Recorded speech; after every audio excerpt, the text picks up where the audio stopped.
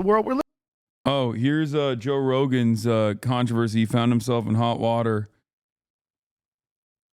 Let's see. In now, and that's L.A. and that's New York, and that's a lot of places that got fucked up by incompetent people. I don't know. I just feel safer knowing, like, Pull this microphone with your face. I feel safer knowing that Trump is in office. I do too. Dude, who is this guy? Who is this guy?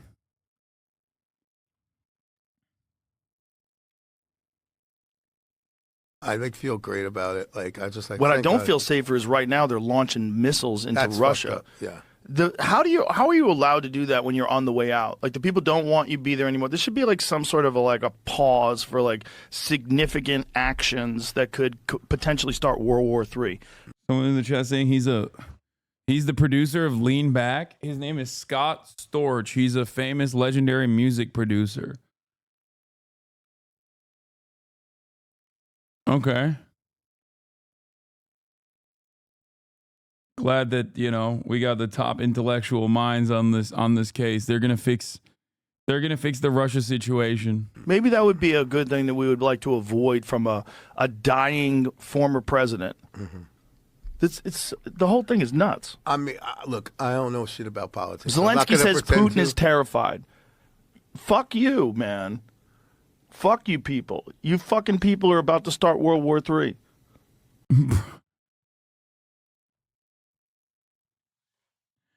Like, people say I'm pro-Russia for my criticisms of some of the actions that Ukraine has taken on in this process, but fuck you mean? Like, what are they supposed to do, brother? What the fuck? Like, he's not wrong. No, I think once again, this is entirely in the hands of the United States. But of course, never, Americans who are jingoistic and Western chauvinists always discount America's influence in this process. Okay? They'll only do it when they're doing it on partisan lines. To turn around and say oh, Biden is such a fucking old dumbass for doing this. Fuck you people. When they're talking about Ukrainians. Listen, Ukrainians understandably have a right not only to defend themselves, but to rid their borders of a Russian invasion. Okay? But if the situation on the ground is untenable, the way I analyze everything is how America's actions in this process, allowing Ukraine to strike into Russian territory, for example, will this actually de-escalate? Will this actually be able to give Ukraine more of an opportunity to push back the Russian annexation, or will it not? I don't think it's I don't think it's the Ukrainian people's fault, man. I feel like there's a more responsible party here, Yeah,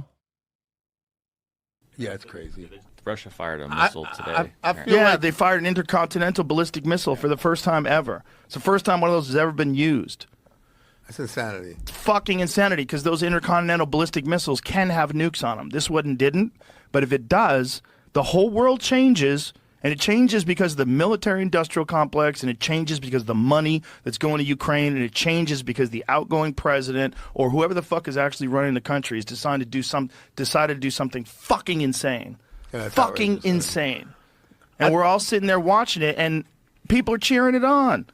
CNN was saying... Is it possible that you can talk about Romania's heading candidate, which is pro-Russia and anti-Semite, plus supports legionary movement? Yeah, I don't know what the fuck is going on in Romania, but we'll dive into it in a little bit. And finally, see what their headline was about Zelensky about Biden giving Zelensky the ability to use long-range missiles. U.S. made long-range. It's not like nobody knows where they came from. It's not like nobody knows we've been funding this. It's a proxy war. The whole thing is fucking insane. It's insane. Come to the negotiation table. Sit down. Work this out. Stop killing everybody. Yeah, I think the real responsible party that is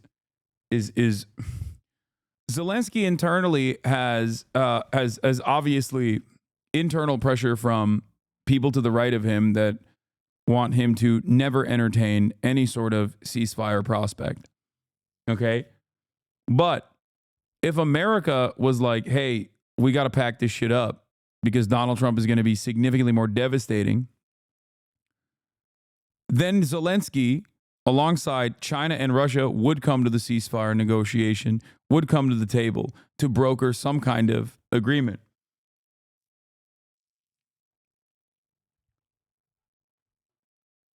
The issue still, I think, the problem still here is America's involvement. That they don't give a shit. They don't give a shit about Ukrainian emancipation. They don't give a shit about like Ukrainians not dying. And I'm willing to bet that they don't even care if Ukraine gets fucking nuked. That's a dangerous prospect. It's something that I noticed early on when, like I said, John Kirby very clearly was like, yeah, if they use a nuke, it's going to be a baby nuke. Wait, what? You're a horrible person. Fuck you. That's all they said? I unbanned them. I don't think this person is going to actually respond with what, took place in their minds, at least. That's crazy. Why'd you ban? I unbanned them because I want to see what the fuck they have to say so that I can be helpful. But I think the mods did the right thing by banning them, specifically because they're not helping themselves. I think they're just mentally ill.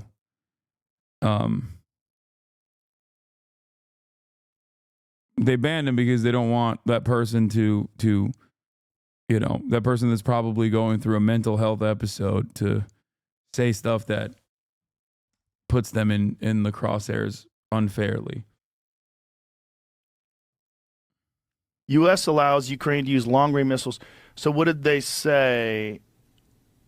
Someone had said that, like, CNN was saying that it was a good thing, which I think is how? How has the left gone so far crazy that they think it's a good thing to launch missiles? Just That's what's scary about life is like you don't want to pay attention to that shit. You just want to live your life. You want to just be carefree. Several officials even suggested that Mr. Biden could return nuclear weapons to Ukraine. So U.S. and European officials are discussing deterrence as a possible security guarantee for Ukraine, such as stockpiling a conventional arsenal sufficient to strike a punishing blow if Russia violates a ceasefire. Several officials even suggested that Mr. Biden could return nuclear weapons to Ukraine that were taken from it after the fall of the Soviet Union. That would be an instant and enormous deterrent, but such a step would be complicated and have serious implications. Good Lord. I mean, it's the Hasanabi doctrine.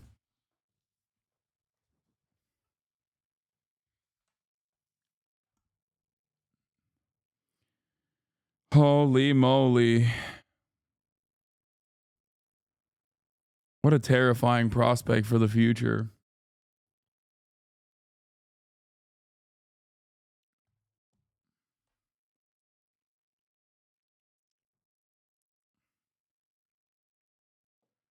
Ukraine's going to be like, yeah, we're going to give nuclear weapons to Cuba after this.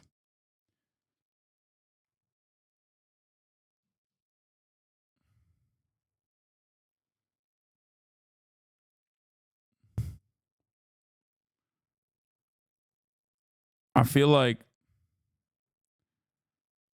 this might not be the best time to offer Ukraine nuclear weapons, but I don't know. When you got a third of the country under permanent annexation by Russian forces. Free and have fun and do the thing that you're passionate about. And meanwhile, the world is burning. And you you're can't just do hoping anything doesn't about get it. It's like, you. at that high level, it's like there's nothing. Well, we can. We voted Trump in. And Yeah, his idea is to stop all this shit. And hopefully he can do that. Yeah. But, man, fuck. I get We got 60 more days until Trump gets in or whatever it is. How many days is it, Jamie? But who knows? Maybe once he gets in, they'll ramp it up. Who knows? Maybe they'll sabotage his administration. That's what's even more scary. Yeah. They'll sabotage his administration. Yeah. Like, Trump is a Mr. Peace. he's Mr. Peace, and they're just gonna sabotage his best interest here. People don't want him in power. And the people that are in power don't want to leave power, and they'll try every way they can to keep it. 60 days from today. All right. On the news. 60 days. Keep your fingers crossed. Yeah. Just hope Putin understands what's going on as well, and Zelensky doesn't do anything stupid. But saying that Putin's terrified, God damn it. It's like you're trying to like tug the tail of a fucking sleeping Dragon. Dragons. Yeah. Also, Zelensky, can I get a drug test? Wait, what? I think Klitschko, didn't he? Oh, here it is. Vladimir Joe Klitschko calls Joe a Putin apologist over Ukraine comments. I listened to your latest podcast. I'm sending you this video to let you know that I disagree. You talk Dude, I'm not gonna lie. It's so funny that everyone is right wing. Like, virtually every side of this is just like right wing guys yelling at one another. Every corner of the planet is just like filled to the brim with reactionary people. And now they've gotten so much power and they're fighting amongst themselves that they're like eating each other as well. It's so funny. talk about these American weapons Like, dude's rocking a 9-line shirt and everything. Like, he's just. Oh my God. being sent to Ukraine, which you believe will lead to the Third World War. So, let me tell you that you're repeating Russian propaganda. Putin's Russia is in trouble, so they want to scare you and people like you. His war was supposed to last 3 days. It has lasted 3 years, thanks to the heroism and sacrifice of us Ukrainians. So you're using the only weapon that Putin really intends to use, propaganda. And this weapon really weakens our democracies. Putin's Russia wants to destroy Ukraine quietly. They want America to stay quiet, not great, but quiet. A great America is not an America that abandons countries that defend freedom with their lives. In short, you see, I have quite a few points of difference. If you I mean, Russia probably pays Joe. No, dude, he's just a fucking run-of-the-mill dumbass. Like, I think Joe, when he talks about, the way he's talking about it is like definitely more spicy than the average person. But I think the average American is just like, why the fuck are we giving Ukraine money? Why are we just giving them weapons and now Russia's going to use a nuke? This sucks. Fix the fucking potholes.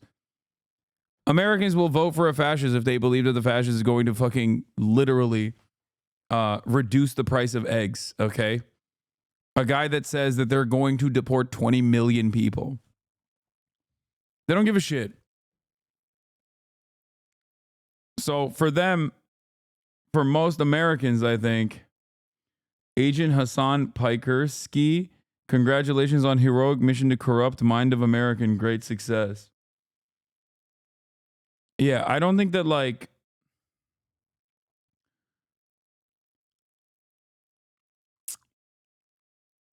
also the war is not popular, especially in Europe. The far right are going on an anti-NATO in their campaign. Yeah, but they're not going to be anti-NATO. Like, look at Meloni. Italian fascism and European fascism in the aftermath of World War II was directly propped up by NATO. They might engage in somewhat pro-Russian sentiment or say, we got to stop this war, we got to stop this war. But ultimately, they're not going to say no to NATO. And the NATO interest in this is Ukraine keeps pushing back on Russian forces, no matter how many Ukrainians die in the process. If you invite me on your podcast, we could discuss them like free men. He's doing the millennial pause. The far right are great to package themselves with left-leaning messaging only to do the complete opposite of socialism because they only believe that people deep down prefer socialism at the end of the day. Yeah, I mean, if there was there was another guy who was, there were two guys that presented themselves as leftists early on, or at least like invoked the left-wing populist economic sentiment, while they just had an underlying nationalism that they wanted to actually push for, really. Adolf Hitler and old Benito, okay?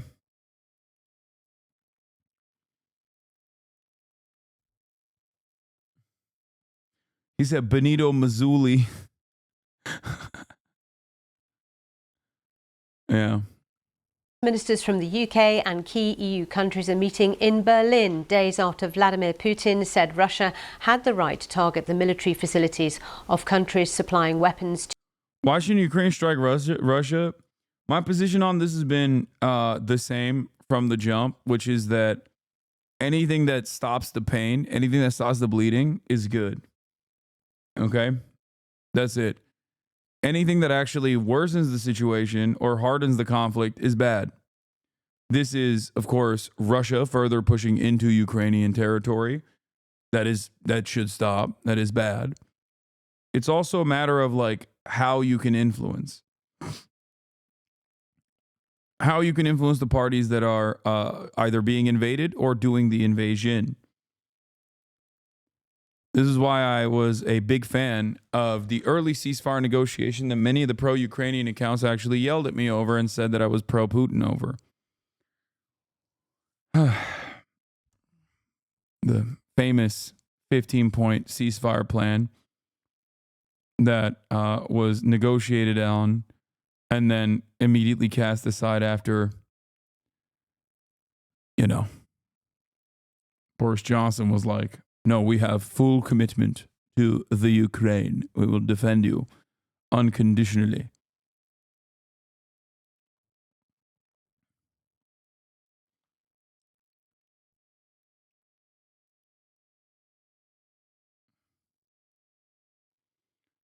What? Your take before the Ukraine-Russia war was good for peace? What do you mean? Yes, but don't you think stopping the bleeding will encourage Russia to continue this down the line? Putin doesn't seem very willing to make peace without taking more land. I don't even know how they're going to handle the currently annexed territories. But it's a matter of, is there even enough people to engage in this kind of defense? That's the problem. Does Ukraine have enough manpower to be able to continue this war of attrition, which seemingly Russia has more manpower to throw at the problem? And it doesn't seem like that is the case, which is part of the reason why I think even more and more Ukrainians nowadays are in favor of a ceasefire negotiation. It's actually reached the majority of the Ukrainian population now.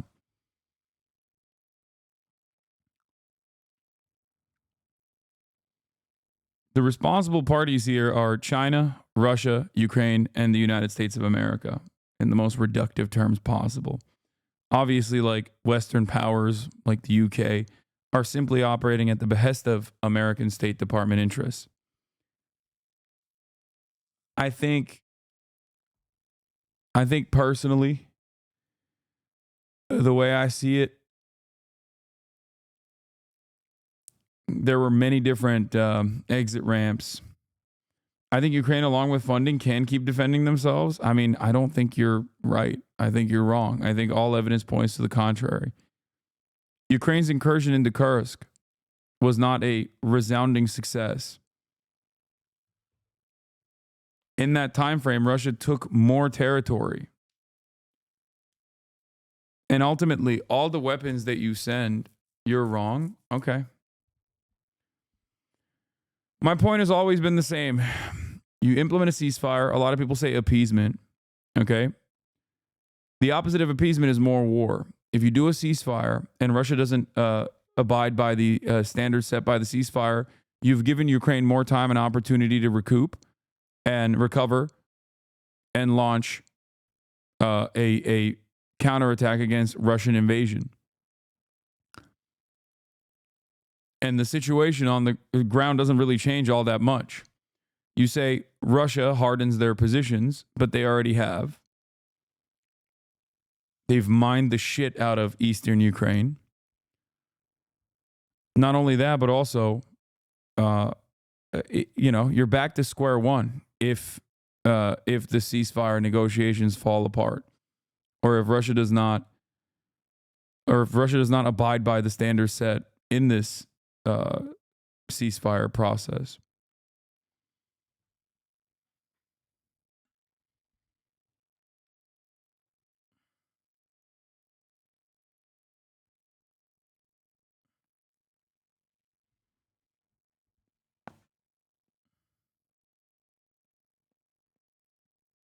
Helicopters right now circling above WeHo announcing that they're in pursuit of a terror suspect and report sightings. They talking about you? Yeah, they're talking about me. Can you explain what China has to do with this? China is a global superpower that is on the side of Russia in this process.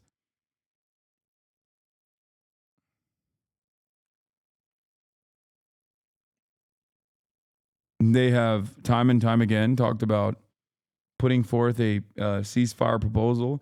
And I think at times they've even pushed Russia not to go overboard, like when the nuclear brinksmanship was occurring early on. But if all you do is appease over and over again, will there any be Ukraine left to defend after a certain point? I understand and agree with you wanting to stop the suffering, but what good will foreign and unjust peace do if it means the bully Russia wins? I mean, I want a ceasefire in I want a ceasefire in Gaza as well. I would never be like, oh no, the Palestinians should fight until the last man. It's the same shit. I'm never going to be like, the Palestinians have to fight till the last man. I don't care. I don't care what happens. They have to fucking fight because I care about the human beings. Okay? That's it. I think that ultimately, even in this process, if there's appeasement and Russia violates the ceasefire, then you're back to square one. To Ukraine. Poland has always insisted Ukraine has every right to use Western-sent missiles against Russia in self-defense. But the country hosts several US military facilities, including one that Russian officials have identified as a possible target if the war escalates. Our Eastern Europe correspondent Sarah Rainsford reports from Warsaw.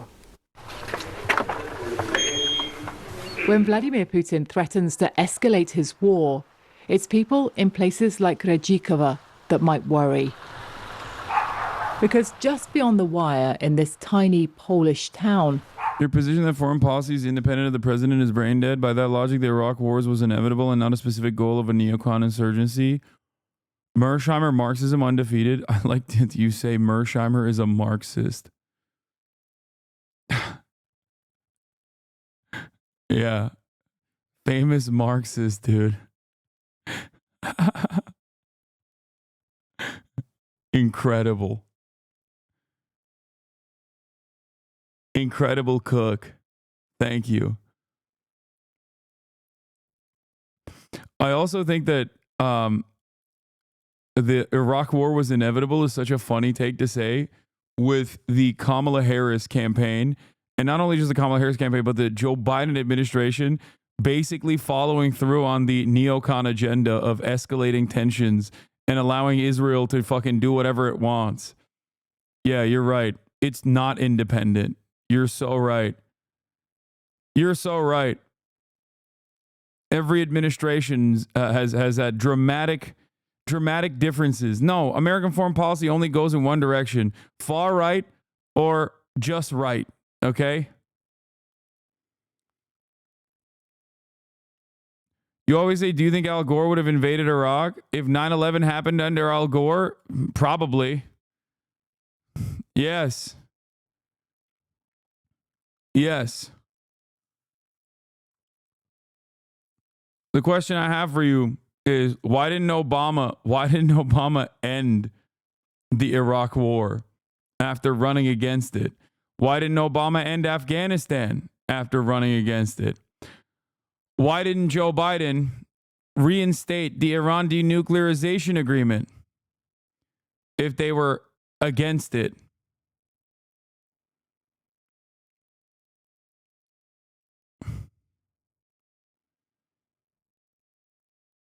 Gitmo's still open. American foreign policy is the same no matter who's in charge. It is uniparty. Why didn't Joe Biden change Trump's direction on the Abraham Accords and instead just reaffirmed his commitment to Donald Trump's severe escalations? You say it massively escalated under Trump. These are inflection points like a cruise ship. I just think that American foreign policy is independent of the personal ideology of American leadership and entirely dependent on the material interests of the defense contractors. That's what I think. And I think that because of that, it only goes in one direction. And that is death or more death.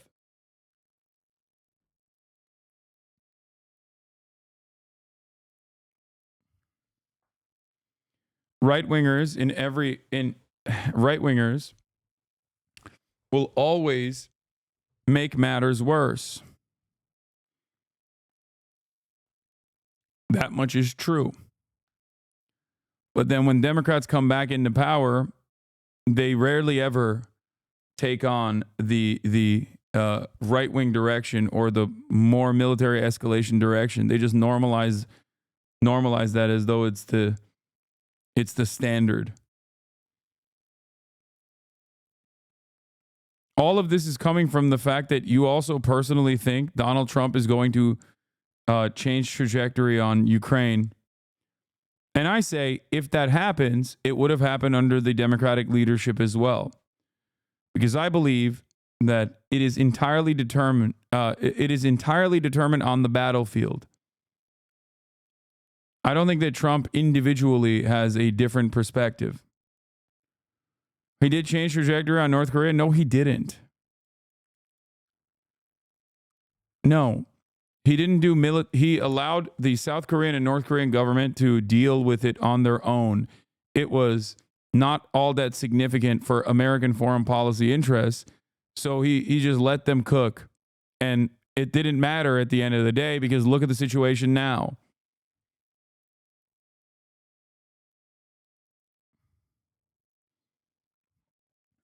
Is an American military base, one that Russia has openly called a potential target. The site was opened officially this month, part of a US missile defense shield to protect the skies over Europe. Then, when Russia fired a hypersonic weapon at Ukraine, Vladimir Putin warned those who arm Kyiv with missiles they could be next. So some here are nervous. It's all Regina's family talk about. She says they feel the threat from Russia is growing. Joachim, though, says Vladimir Putin would never take on the US, because then he and Russia would be wiped off the earth. So you feel the history here in Poland quite acutely? Correct. Poland has suffered a lot from the Soviet times and from Russian imperialism. And Putin is our neighbor. Back in the capital, this MP tells me her country understands the threat from Russia better than others further west. And she believes standing up to Putin is the only choice. What he's currently saying, is not credible. I think that if we were to appease him in any way, shape or form, that would only... No way. This channel is cooking. Should we return Crimea to Turkey? Shut the fuck up. This is like, dude, this is actually crazy. This is actually crazy. Oh my God. Everything that I joke about inevitably becomes real truth, okay? Strengthen I gotta pee. The Russian aggression. It's either Ukraine that we support or we have Russia behind our eastern borders. But Poland believes Moscow is already attacking here. When fire tore through this giant mall in Warsaw, The Prime Minister said Russia was likely to blame, linked to this and other incidents meant to destabilise as well as destroy. It's strange to think that this fire could be anything to do with Russia, but that's what the authorities were investigating. And not just here, but acts of arson and sabotage right across Poland that could be part of a hybrid war. When I ask people here about the risk of rocket strikes, Nie tylko on ma rakiety. this lady laughs that Putin isn't the only one who has missiles. But Russia's murkier hybrid attacks on Poland have already escalated.